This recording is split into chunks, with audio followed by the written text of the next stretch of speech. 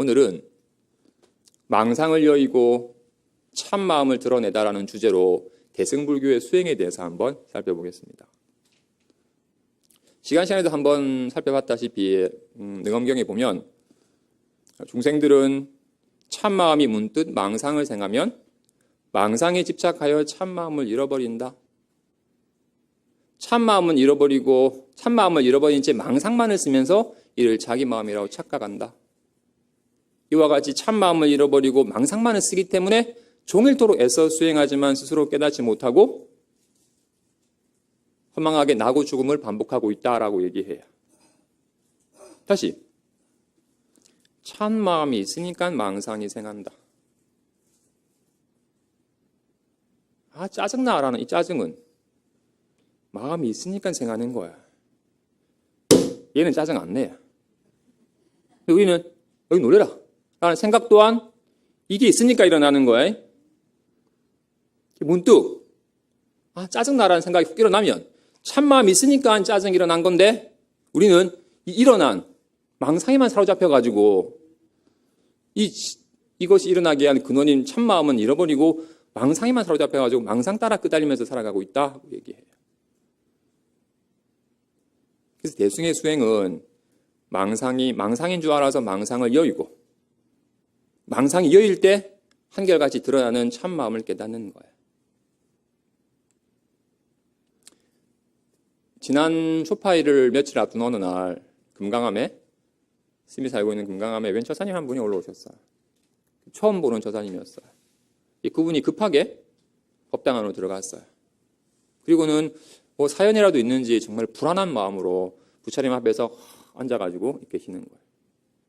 그리고는 큰 법당만이 아니라 뭐 산신각이니 나안전이니 전 정각을 다 둘러보고 그리고는 경례를 좀 어수선하게 막 배회를 하시는 거예요.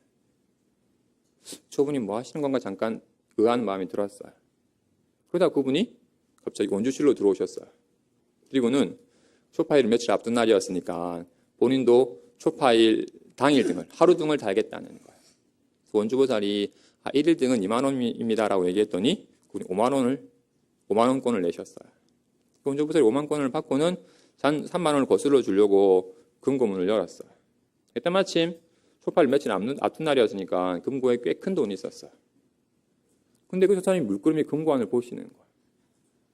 그래서 원주보살이 빨리 문을 닫고는 3만 원을 거슬러 드리고 주소랑 가족사항을 기재하려고 하는데 연등에는 가족들을 다 적어도 되는데 본인 이름만 적겠다고 하는 거예요.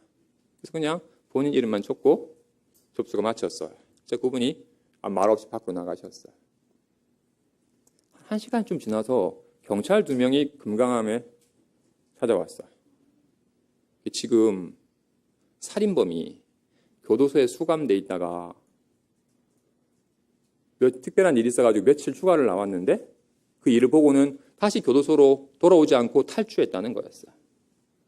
그날 오전에 노포동 지하철 CCTV에 근위의 행적이 포착이 된지라 이 금정구의 모든 경찰들이 다 노포동으로 모였고 이 인근인 범어사로 그 탈주범이 숨어들었을 수도 있으니까 지금 범어사랑 산내 암자를 둘러보고 있다는 거였어요.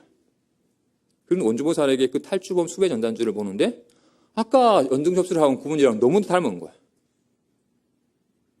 나이도 40대 후반에 키도 비슷하고 배가 나온 체형 등 게다가 옷에 막 어수선하게 흙을 묻힌 모습이 똑 탈주범 같은 거야. 문득 오싹했어. 내가 1시간 전에 살인범이나 대면한 건가? 아까 그니까 금고에 큰 돈이 있는 걸 봤는데 오후 되면 금강암이 한적해지는데 그때 산에 있다가 갑자기 내려오면 어떻게 되지? 생각이 드니까 막 불안해지는 거예요. 아까 적어뒀던 주소랑 이름을 보여주면서 그 탈주범이랑 인적사항이 같은지 비교해달라고 했어요. 다행히 이름이 달랐어요. 그래도 불안한 마음이 이름이 언제 충분히 가명을 기재할 수도 있으니까 왜 굳이 꼭 본인 이름만 적겠다고 하고 아까 또 괜히 금고는 5만 원짜리 주고는 잔돈 거슬러 준다고 하면서 금고를 훑어다보고 또 게다가 막 불안해하는 상에 온몸에 흙을 묻힌 모습들이 영락없이 탈주범이 됐다는 느낌이 확 드는 거야.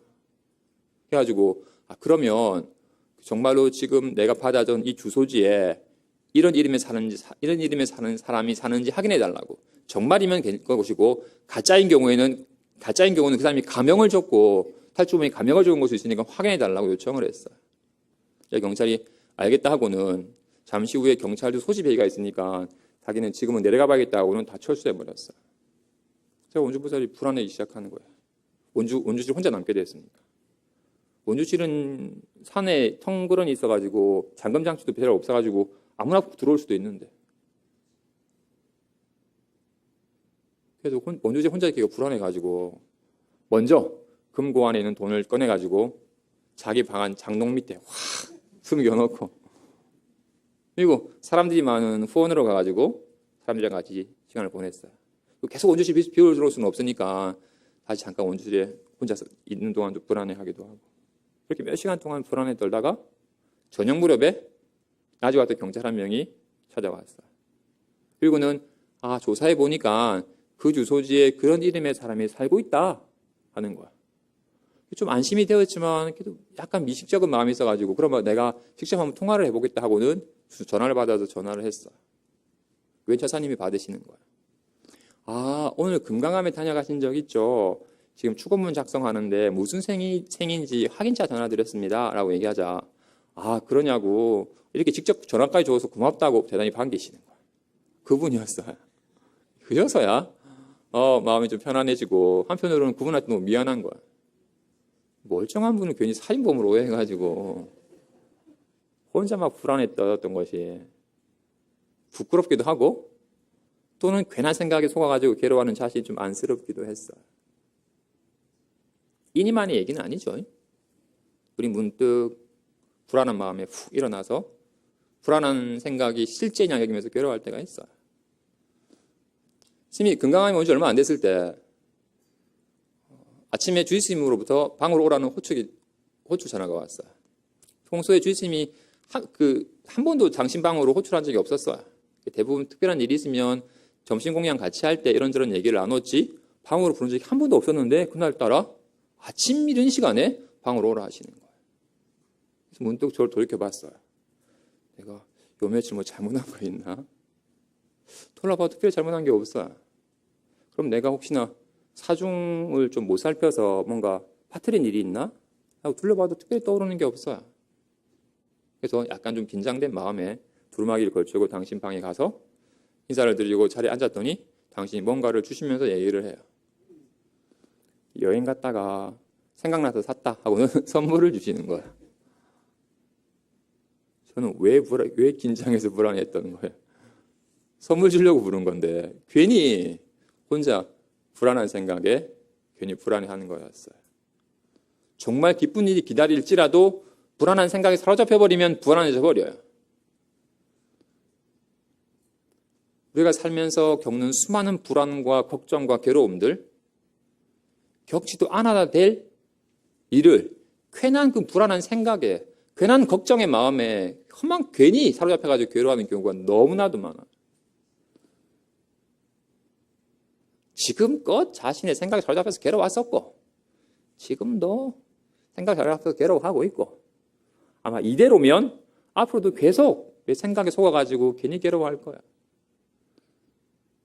근데 이제 부처님을 만났으니까 더 이상 자신의 생각에 사로잡혀서 괴로워하지는 없이, 자신의 생각에 속아서 괴로워하지는 없이 그 무엇에도 걸림없이 살 수 있는 길을 가야 돼요.